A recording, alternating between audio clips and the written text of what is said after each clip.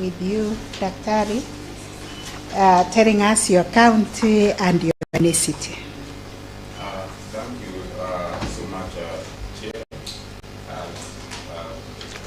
the Chief Justice, I think I come from Meru County, and my ethnicity is specifically from the sub-tribe.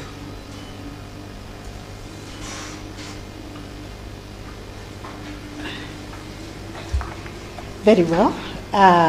We will start the interview. First of all, I want you to tell the Commission who you are. And you know who you are comes into parts. There is who you are, and there is what you have done. So we want to know that, and what special skills, knowledge, or value you are going to bring to the Court of Appeal. I'll give you 5 minutes to do that.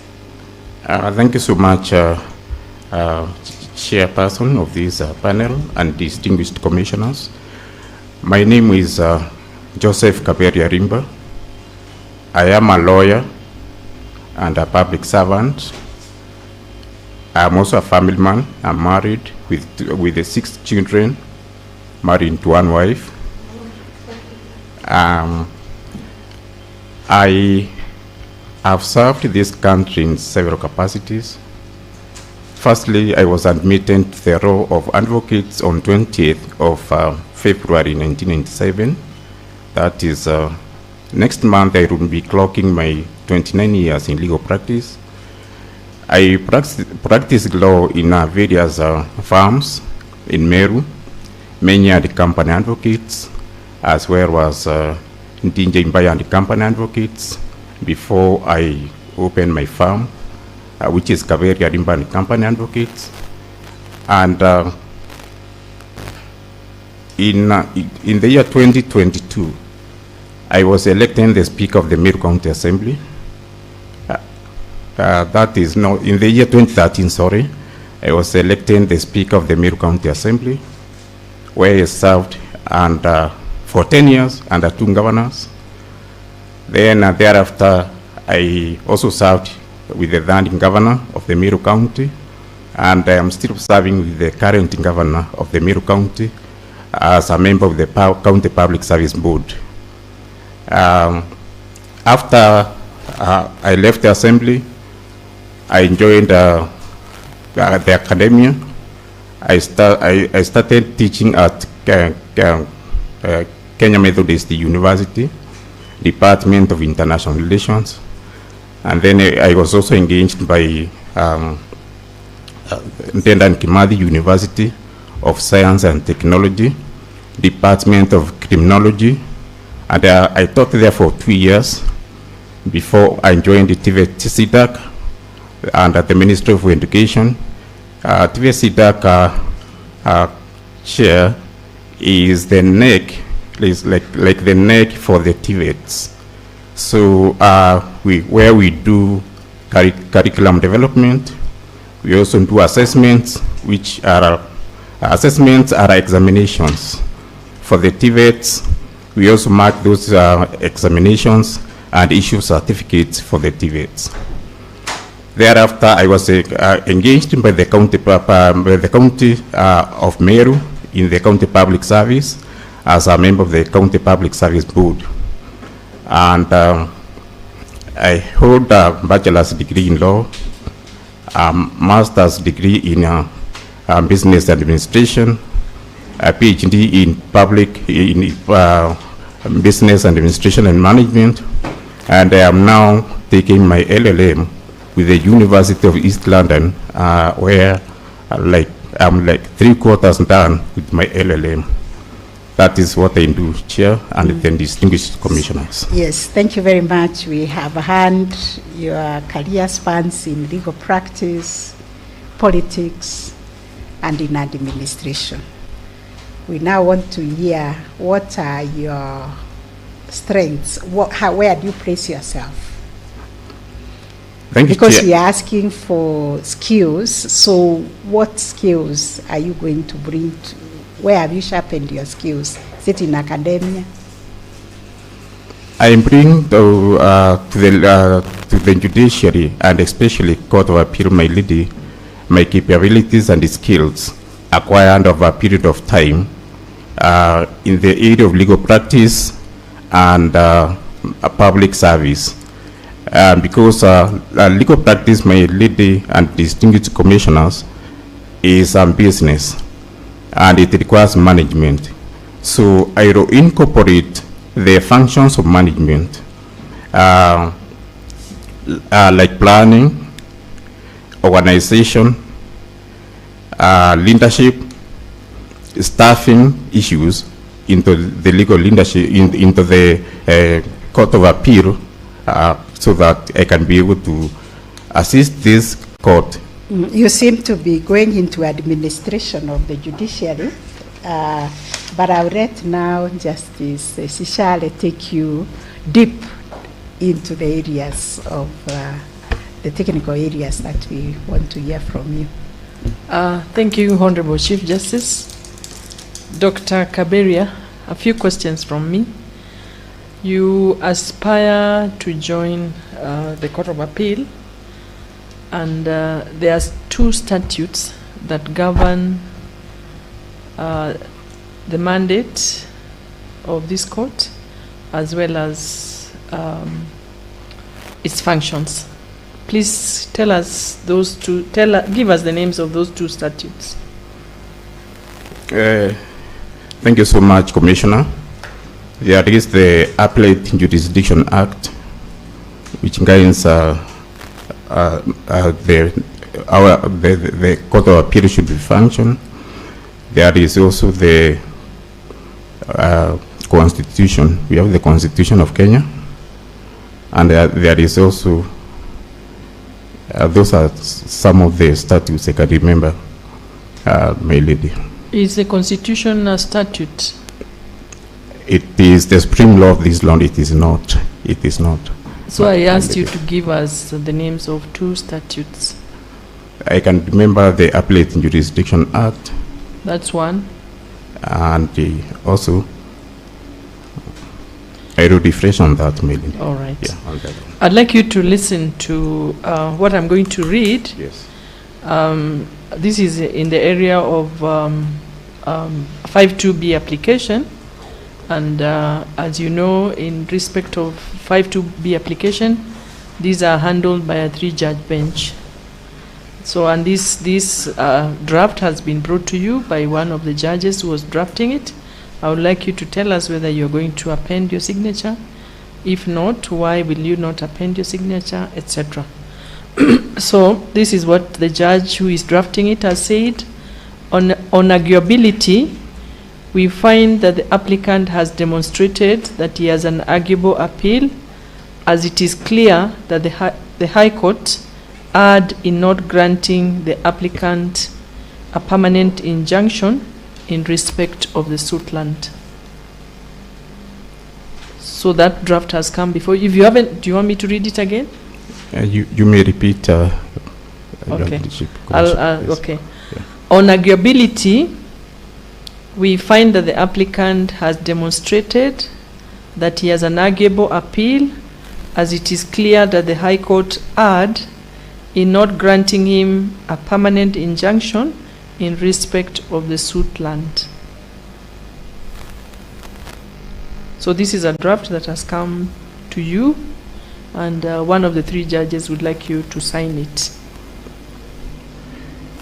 Well, I would not append my signature onto that order, my lady the Commissioner, because firstly, it is a negative order. If the lower court, which is the High Court, not the lower court, sorry, which is the High Court didn't grant that order, which was sought, which is the order of permanent injunction, it means that there is nothing even to stay. That is a negative order, and if the there is an appeal which is rightly filed. There is a memorandum of appeal in there before the Court of Appeal relating to that matter. It is then it then presupposes that an appeal has been filed.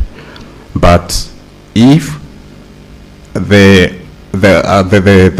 provisions of under 5(2)(b) of this Court of Appeal rules are being invoked for the purposes of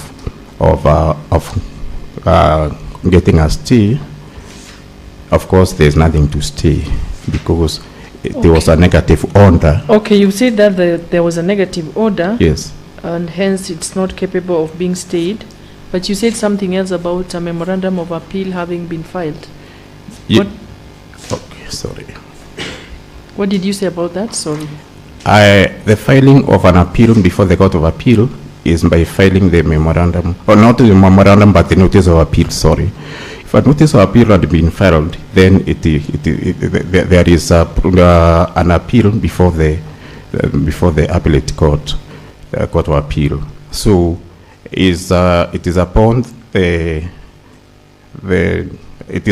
me as a judge to see if that appeal is arguable. Does it have merit?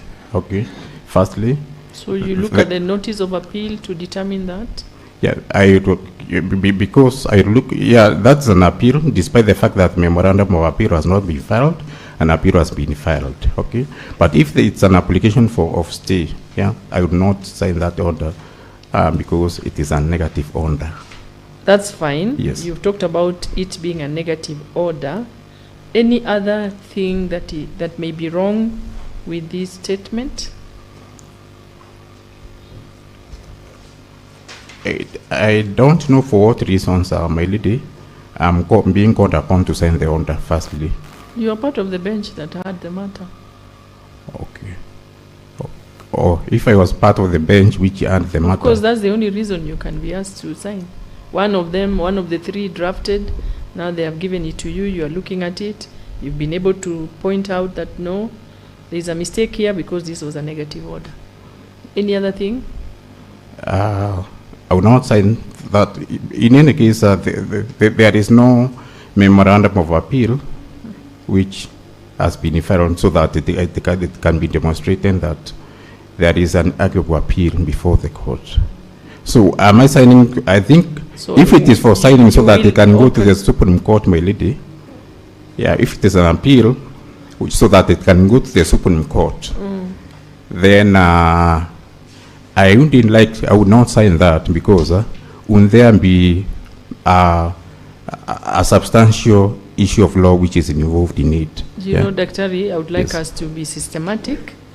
I began by saying it's a 5(2)(b) application, but you've now brought in an issue of certification to the Supreme Court. That is for stay. 5(b)(2) is for stay, my lord. Yes, it is for stay, and you are saying you would actually not sign it because there is no memorandum of appeal.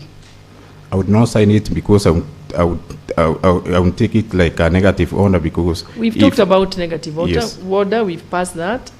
So I'm asking you, that's one issue that you'll point out that this is a negative order. Anything else? Nothing else, my lady. Nothing else? Yes, Commissioner. All right. Then you are talking about going to the Supreme Court, certifying a matter to go to the Supreme Court. How are you bringing it into this discussion? Well, the judgments of the Court of Appeal are appealable to the Supreme Court in two instances, where there is the application of the law, interpretation and application of the law, and where the matter is certified to be of public interest under the Constitution. Interpretation and application of the law. Of the law. Of the law. Of the law. Which law? If there is a substantial question of law which is involved in the matter, at which the Court of Appeal, the Supreme Court Can you give us an example of a substantial question of law?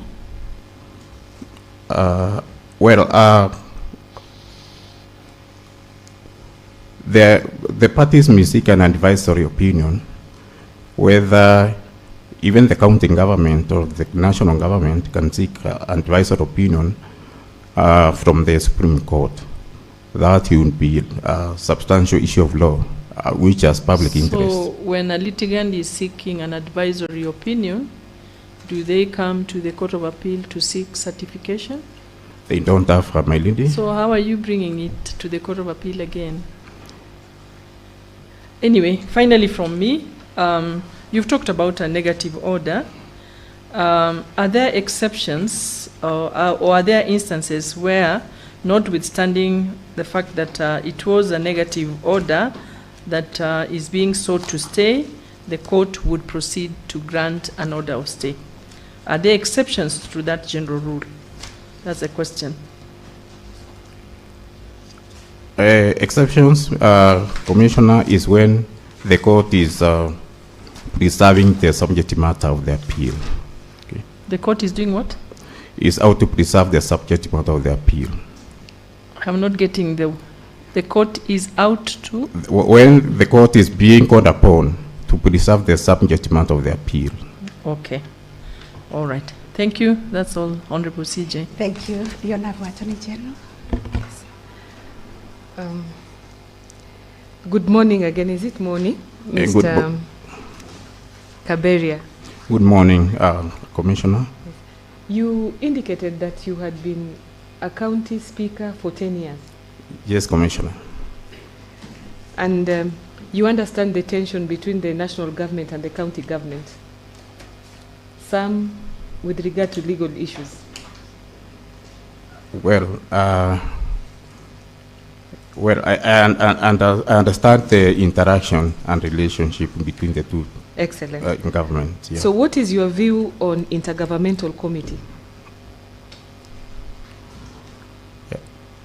Intergovernmental committee, Commissioner, is a committee which is set by the law. It is set by an act of parliament. No, maybe my pronunciation is not correct. I mean, the Constitution expects collaboration, cooperation, interdependence, and it is that committee that I'm talking about in that sense. Intergovernmental committee. COMITY. Yes. The Intergovernmental Committee.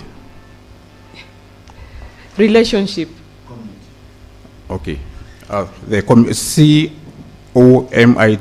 Yeah. The relationship between the two arms of the government.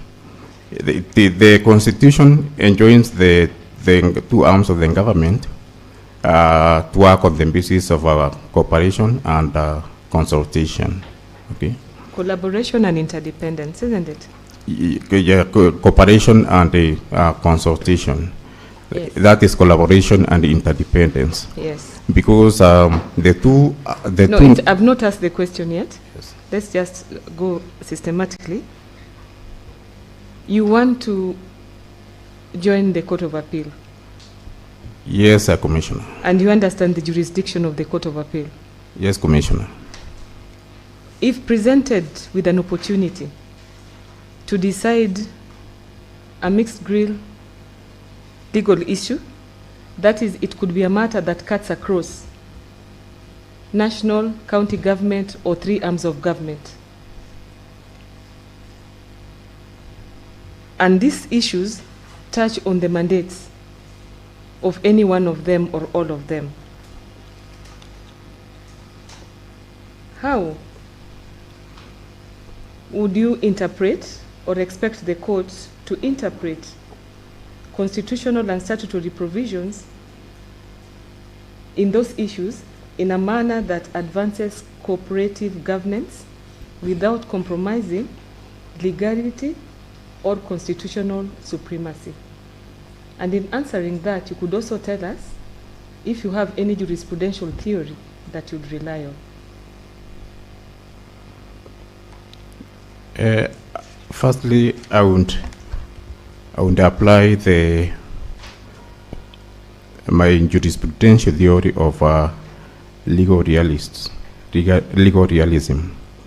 That means that we have now to consider what is obtaining on the ground, yeah, as we consider the provisions and the application of the law between the two governments. So, in determining the issues before the government, the parties, the two governments, that is what I want to do. What is really obtaining on the ground? What is, firstly, what did the law state about the issue before the court? And of course, I should not lose sight of the fact that the court, being the court of appeal or being any other court, has been given mandate by the people of this country, and the courts are exercising that mandate for on behalf of these people of this country. So I have to take the people's interest and what is obtaining on the ground, and that is what I want to do. In which area of law are you undertaking your LLM? Which one? Which area of law? It's a general LLM. General LLM. Yeah. Thank you. Thank you very much. We now move to Commissioner Mwanza. Yes. Council, I have one or two questions.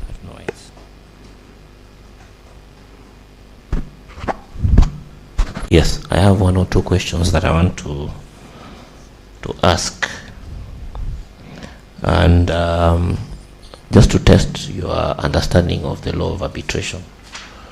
Under Section 35 or 36 of the Arbitration Act, ordinarily an arbitration ends when it's either enforced or set aside by the High Court. However, there are certain instances whereby a party can appeal to the Court of Appeal. That has been settled by the Supreme Court in the case of Synergy and also Newto. Can you kindly tell us how that is done? How do you access the Court of Appeal, and under what grounds that have been settled by those two cases?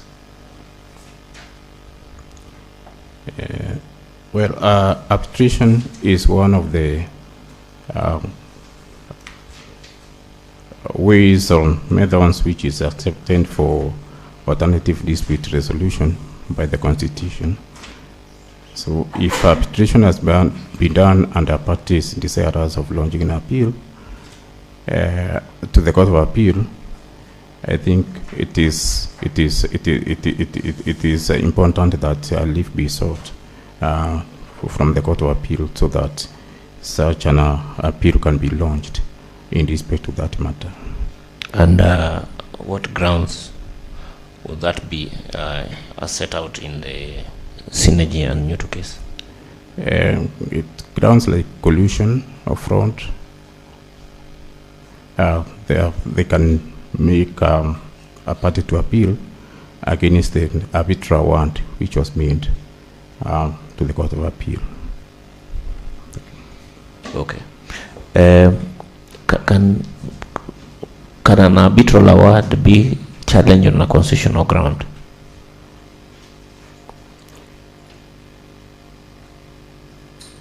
I think it can be challenged, if it was not properly handled. Yeah. On a constitutional ground? Constitutional ground? I don't think it can be challenged because this is arbitration is a situation where the two parties have agreed to engage in it, and whatever has been agreed on, I don't think it can be challenged on constitutional grounds. Yeah. Because the essence of the parties is just to sort out the dispute between themselves, and provided the arbitration was properly done and conducted, then I don't think it can be appealed on on constitutional grounds. If you read Newto, I think I think paragraph 65, you would see that there is a limited window under which you can challenge an arbitral award under constitutional ground. So if you were to challenge an arbitral award under constitutional ground, would you file an application to set aside, or you'll file a separate High Court? It's an application to set aside the award. Okay. That's all, CJ. Okay, thank you. Commissioner Murima?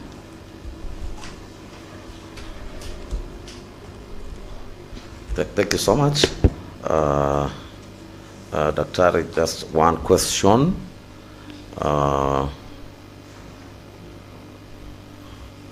If I have gotten you right, you have been in the county assembly as a speaker for like 10 or so years. Yes, Commissioner. Okay. Now, can an election court convict a person of an election offense? I don't think it can convict a person for election offense. Why? Because an election court is only, it's like a civil court, and its mandate is just to determine the dispute between the parties. And once a dispute is determined, and it defines that there are some offenses which have been committed in the course of the election process, I think it is important that court refers the matter to the relevant agencies for appropriate action and for appropriate investigation and action. That is my reasoning. Okay, thank you. You're right. Thanks, Honorable CJ. Yeah, thank you. Commissioner Justice Joki? Yes, good morning again. Good morning, Commissioner. Okay. The Supreme Court has made a number of determinations relating to devolution. I'm asking you this because I can see you have a lot of experience in the counties. Can you please tell us either one or two decisions made by the Supreme Court which speak to the county function vis-a-vis the national function under the Constitution?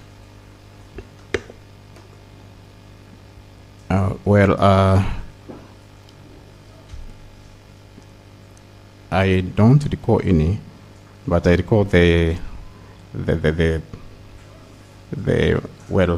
Supreme Court in Munya case, but that was an election case.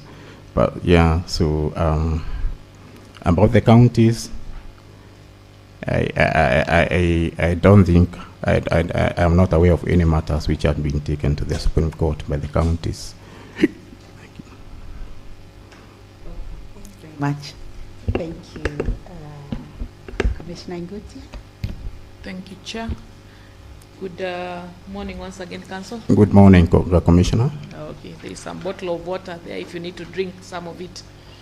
Thank you. What competencies would the JSC be looking for when they review your sample writings?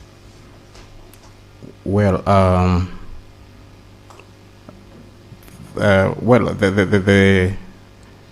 firstly, judges speak through judgments.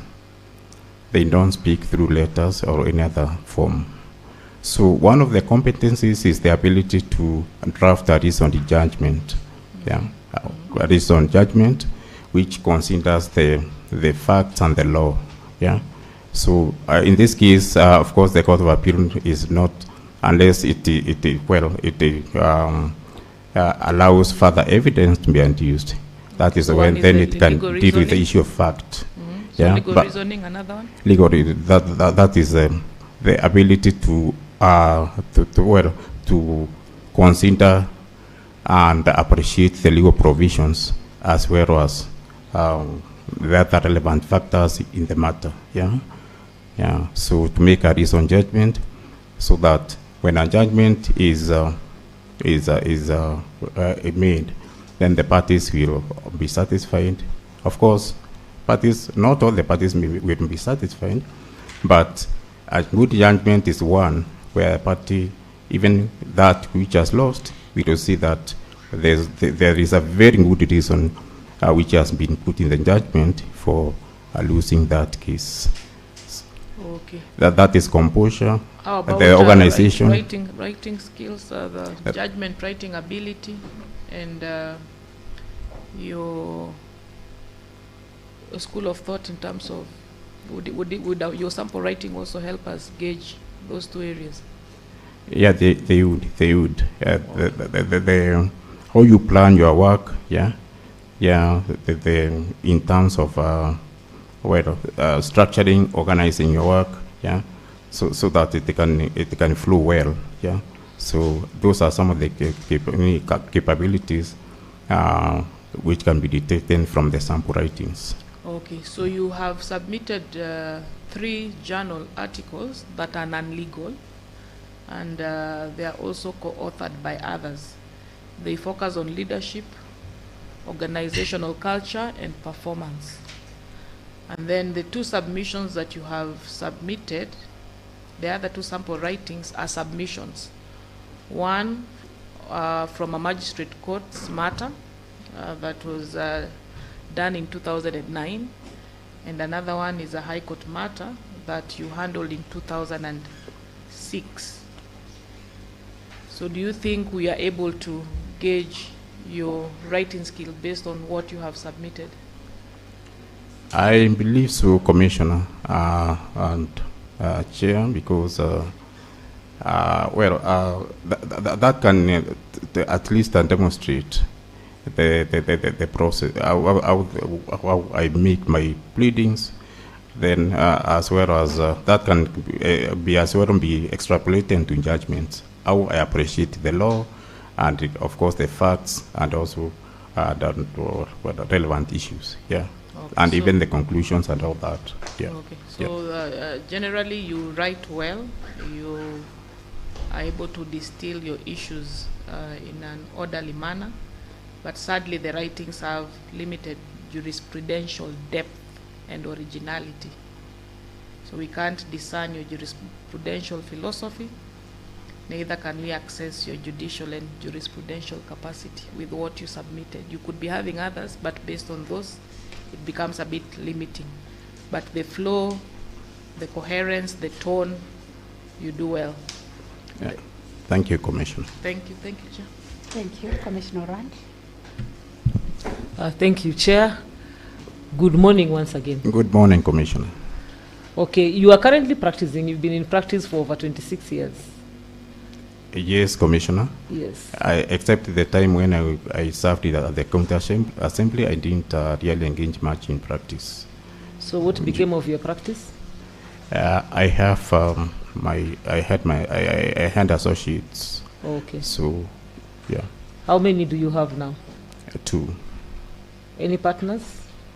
I don't have a partner, they're associates. Okay. Yeah. How would you say your farm is doing? Well, thank you for that question, Commissioner. I can say that my farm is doing reasonably well, because we have clients, and we can be able to to serve them well, quite a number of clients. And in terms of turnaround time, we do our cases on time, and because our core objective is to satisfy our clients. So it's doing well. Okay, you said earlier in your introductory remarks that legal practice is a business, and that is very true. Yeah. And in business, if you want to improve, you must keep an eye on the performance of your business, isn't it? Yes, so I would expect that in your law firm that has been in existence for quite some time, you should have some kind of framework that monitors performance. So when I hear you struggling to answer the question, how well is your firm doing, it's like you're struggling with the parameters you need to look at when you're saying a firm is doing well or not. Do you have a performance measurement framework in your law firm? Well, I don't have any the performance measurement framework, but allow me to say that my performance has been evaluated elsewhere. Yeah, and at the TVSCDAC, and even at the county assembly, and I think, and well, there is a report among my documents showing that even at TVSCDAC for the 2 years we have been engaged there, my performance has been and was evaluated by the SCAC, State Corporations Advisory Committee, and at no time has it gone below 98-99%. I hope you have shared with us the certificates. It is, yeah, yes, Or Commissioner. reports. You have one? Yeah, it is. I have one. Secondly, Commissioner, at the county assembly, for the 10 years, there is also a record of the work which we did. We passed more than 1,000 bills. Yeah. It's okay. It's There okay. is, yeah, The reason I zeroed in on the law firm is because earlier, when you were making your introductory remarks, you had made the reference to your legal practice as you were distinguishing, should I say, attribute or quality. That is why I zeroed in on your law firm. But maybe we can move to something else. The civil procedure rules have Order 11, which basically speak to case management.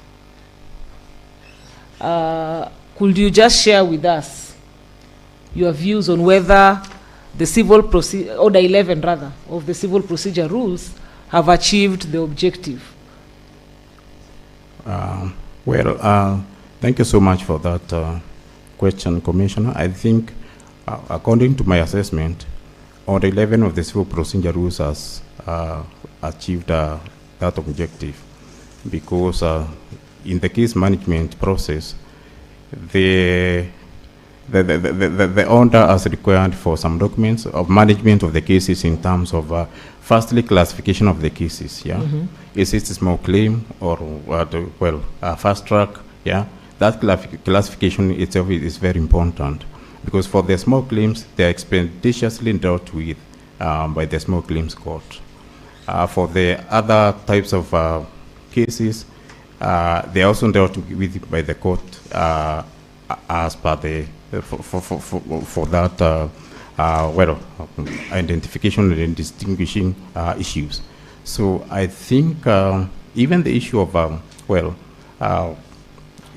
filing the documents, yeah, part of document sharing and all that.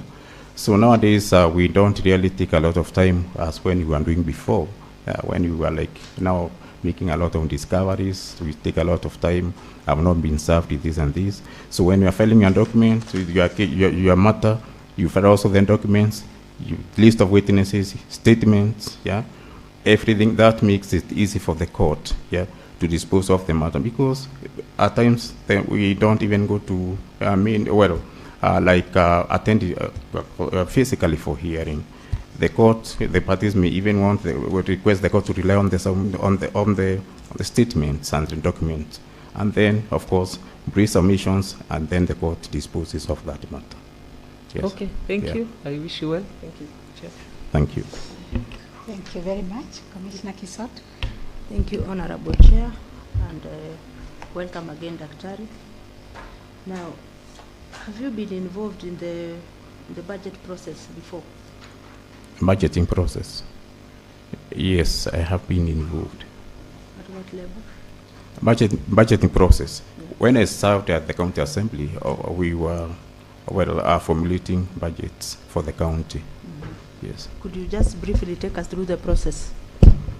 Yeah, very well. The budgeting process starts. Is it at the national accounting government, if I may just? They're all the same. Because. Yeah. Okay. It starts with the various sectors, of course, preparing the estimates, and then forwarding to the CEC Finance. Yeah. When estimates are prepared, whether forwarding to the CEC Finance or Minister for Finance, then they are taken to the cabinet, yeah, for approval. The estimates. When the cabinet approves the estimates, then they are taken to the respective legislative assembly body, whether it is the National Assembly or the County Assembly. for action. By that time, the document is a legislative proposal. So when it comes to it is taken to the respective legislative entity. The respective legislative entity, through the head of that institution, who is usually the speaker, commits that legislative proposal to the relevant committee. Whether if it is at the county assembly, it is the committee on budget for appropriate action. The committee on budget looks at the proposal and it certifies that it is a money bill or not. If it's a money bill, the budget is a money bill, of course. So it is now taken to the county assembly. It is committed. When it is taken to the committee does public participation on the document. Yeah. So after public participation, the document is rendered first time in the assembly. Yeah. So when it is rendered first time, well, there are other processes which take place after the document is rendered first time, like amendments and reorganization of the budget and all that. Then thereafter it is rendered second time, of course through a report which has come from the committee. It is rendered second time. When it's rendered second time, then it is taken by the committee of the whole assembly, or the committee of the National Assembly. It's called the committee of the whole house. So after that, after the committee disposes its business in terms of legislative process, then it is rendered on time and it is passed. When it is passed, it is then taken to the respective executive. That is, if it is the National Assembly, it is taken to His Excellency the President for accent. If it is the County Assembly, it is taken to His Excellency the Governor, or Her Excellency the Governor for accent, and that is it. And then it is published in the Kenya Gazette appropriately, and then it is loaded, and it is now ready for use. Yeah, that's the process. Okay, let's move to chapter 6. Could you tell us the requirements of a state officer under chapter 6 of the Constitution? What are the requirements, and how will you apply those requirements? Chapter 6 of the Constitution deals with the integrity issues, leadership and integrity. So a state officer under chapter 6 of the Constitution is obligated to conduct him or herself so as to bring honor to the office where the person is holding. For example, of course, the issues to do with a conflict of interest should not be there. Misuse of public resources should not be there, and other ethical issues. Yeah. Corruption, those issues should not be there. Yeah. So that is what how a public officer should conduct him or herself under chapter 6 of the Constitution. Ethical issues, and integrity, because integrity is everything, even to the judiciary. Yes. What is your understanding of integrity? What is your understanding of integrity? Integrity is doing the right thing the right way, even when no one is supervising or watching over you. That is what I call integrity on my part. Yeah. Do the right thing the right way. Don't expect to be supervised. Don't expect that somebody is looking at you to do that thing. That is how we look at it, Commissioner. Okay. Yes. In your many years of experience, has your integrity ever been put to trial? Many times, Commissioner, but I can give one instance. Yeah. When I was teaching at Kenya Methodist University, I did administer an examination, to the students. And while sitting at my house at around 8 p.m., I saw some money come to my M-Pesa. Yeah, it was not a lot of money. To be specific, 1,000 shillings come to my M-Pesa. So I didn't know who is this person gifting me at this time and what was the purpose. So I had not saved that number, so I looked at it, and when I called back, because I have a true caller, I saw it is one of my students. Yeah. So I didn't speak to him. What I did is that I was extremely uncomfortable. So in fact, I just returned that 1,000 shillings right away. Thereafter, I called him and asked him, "Why did you send this money to me?" He told me, "Malim, I was just buying a cup of tea for you." And I realized that was during the examination time, and I had scripts with me marking. So I realized this is not well. So I told him, "Thank you so much. Yeah, so you have done well. But in the meantime, we will take a tea another time." So I returned that money. And of course, I knew it was probably intended not in good faith. And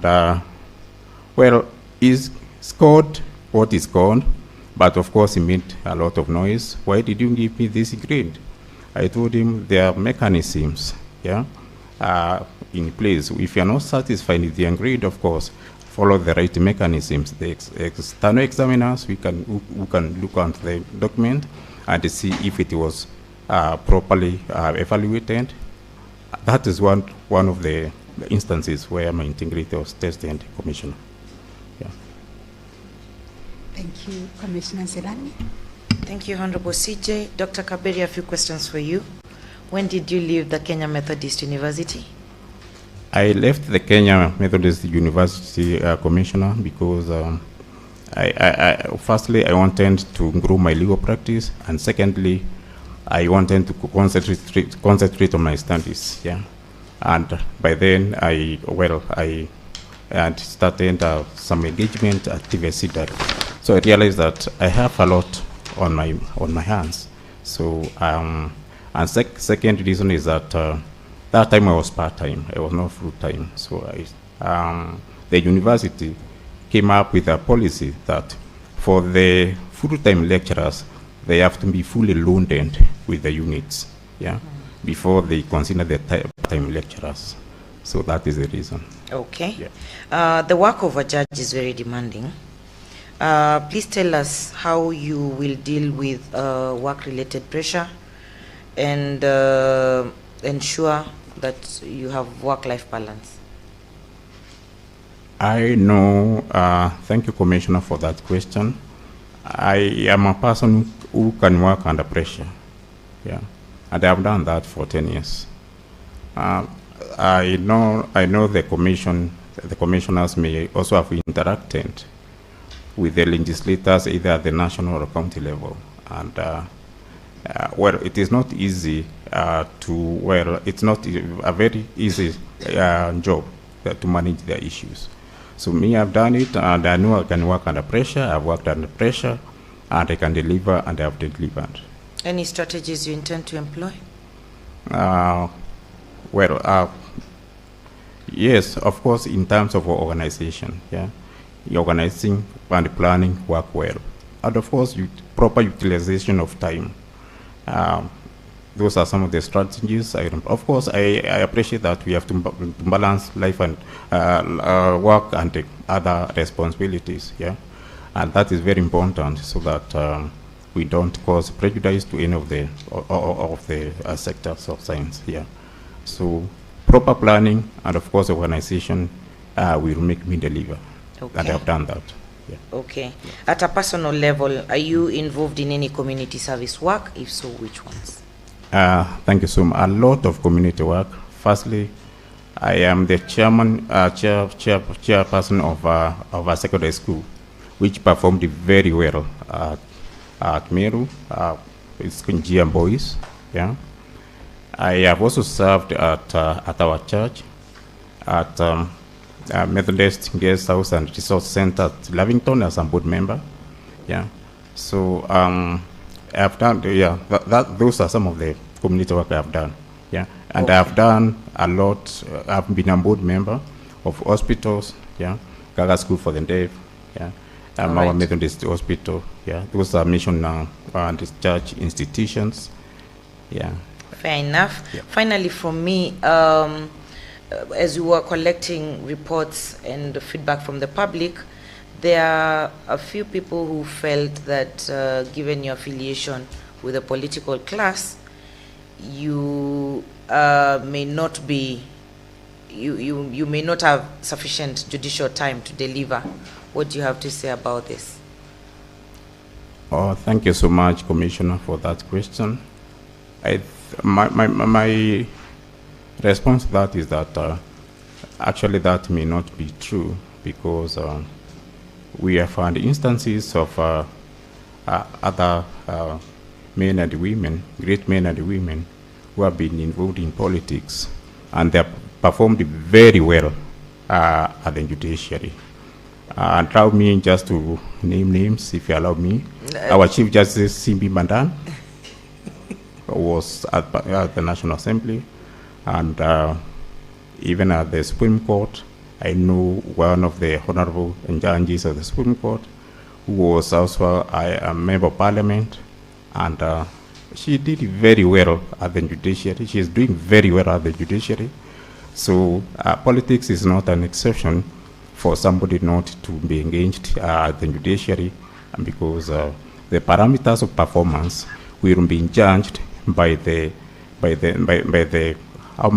how many cases that person will dispose of, case clearance rates, yeah, and also integrity issues, as well as, of course, collaboration with other stakeholders, taking into account that Court of Appeal is a court as a collegiate court. Okay, Thank we you. hear you, Dr. Kaberia. Asante, and I wish you the very best.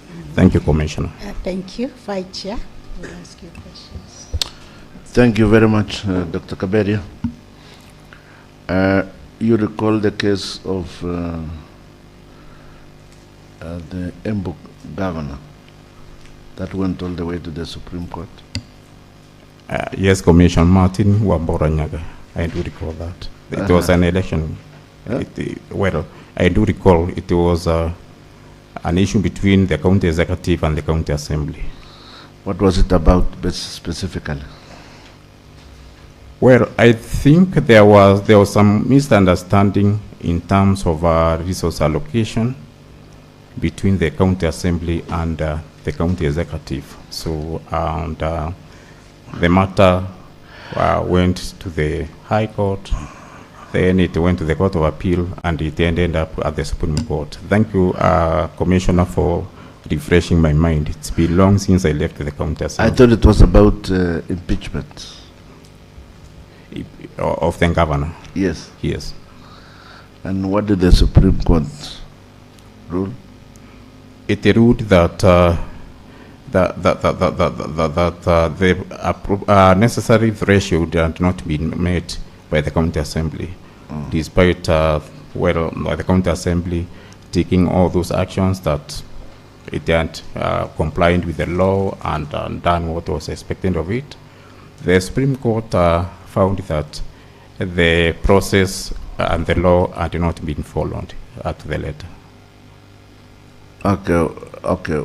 You can't remember any of the salient issues sorted out at that point, including the need for public participation? Anyway, let's not discuss that one. Let's. I remember that, Commissioner, because it also saying that the public participation was not. It wasn't done. It was not satisfactorily done. That is why I'm saying that the process and the law did not been followed. Thank you. Now, what is your take on the current public debt? And why? What is your take on public debt?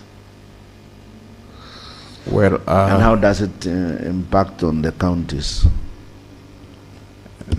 Well, the current public debt is having some adverse effects on the counties, because the counties are not getting reasonable financial allocation as per their budgets on time. So the issues of development are not taking place and as expected because there are other obligations, national and international obligations, which are being attended to. So, but to me, I think it requires some understanding and resilience because, well, the resources are scarce. So, yeah. Can you state the two guiding principles of public finance in Kenya? Well, prudent use of financial resources, that is one of the principles. The other principle is that the resources should be used for the intended purpose and for the benefit of the citizens of this country. Okay, fine. I think I'll stop at that and wish you well. Yes. Thank you, Commissioner. Yes. I think that brings us to the end of this very robust engagement with Dr. Kaberia. But we always give a candidate an opportunity. If you want to ask us a question or whatever you want to tell us, the floor is yours. Thank you so much, Honorable Chairperson, Leadership, the Chief Justice, for this opportunity, and also our distinguished commissioners for allowing me to come before you. I don't have a question as such, but just a comment to the effect that I know the performance of the Court of Appeal. I've read it and I've seen that performance in the 2024-2025 report, which is your blueprint, Chair. It has done only 77%, where other courts have done over 100% in terms of court clearance rates. And I know the challenges before this court. So on my part, let me say that, it's not really, I'm not invited to give that comment, but the law is like an ocean, and I know that where to find the law. So if given an opportunity, I will be able to add value to the Court of Appeal, because law is known where to be found. Yeah, and I also thank the Commission. I know this is not it's not an easy work. I know the Commission will be going the process up to 23rd or up to March. So I pray that God gives in grace.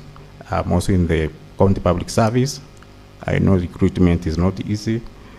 I wish you well, and I am sure that this commission will give us the right people so that the Court of Appeal performance can as well be well elevated to the performance of the other courts. Thank you, Chair and distinguished commissioners. Okay, thank you for those kind words. Especially that you sit in the public service board of the county, so you understand how difficult it is to go through such exercises.